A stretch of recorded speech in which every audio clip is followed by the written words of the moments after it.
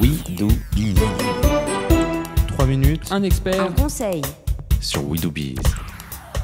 Nous poursuivons sur We Do Biz avec nos chroniques experts. En l'occurrence, Claire Vinchon est avec nous. Claire Vinchon, fondatrice de Small is Beautiful. Bonjour Claire. Bonjour Thomas. Aujourd'hui, on va parler de la taxe d'apprentissage. Encore une taxe ? Eh oui, et elle est effectuée avant le 1er mars, donc c'est pour bientôt. C'est pour ça que je voulais vous préparer les auditeurs de We Do Biz.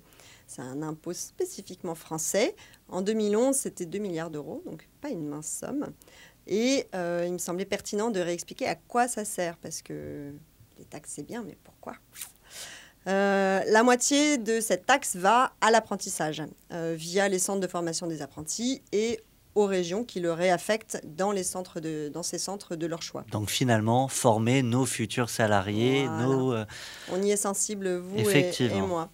La deuxième partie, moitié-moitié, c'est une contribution supplémentaire à l'apprentissage. Seule l'Alsace, qui est sur les lois de l'après-guerre, la Première Guerre mondiale, y coupe, mais les autres donc la payent et elle est versée au choix de l'entreprise dans l'établissement qu'il souhaite soutenir. Donc tant qu'à payer, autant choisir. C'était d'ailleurs le titre de Exactement. votre chronique. C'est ma chronique militante puisque je ne veux pas rentrer dans le débat de cette réaffectation du choix, puisque aujourd'hui notre assemblée se pose la question de la libre affectation. Tant qu'on peut choisir dans quelle école ou université on veut verser sa taxe, autant le faire.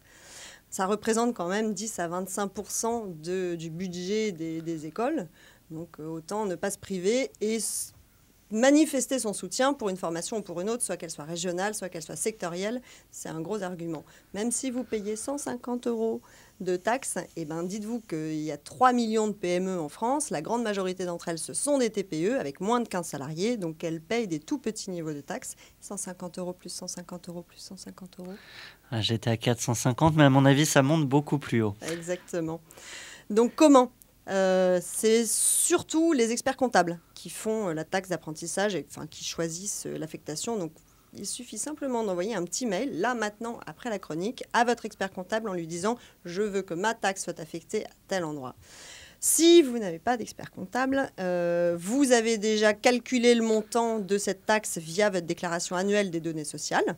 Il ne reste plus qu'à contacter votre OTCA, organisme Octa, organisme collecteur de taxes d'apprentissage, et lui signifier où vous voulez l'affecter. Donc ces Octa, ils ont pignon sur rue. Vous googlisez 2 minutes, ça sera soit une fédération, une association ou votre chambre de commerce. Il n'y a pas de souci, c'est facile à trouver.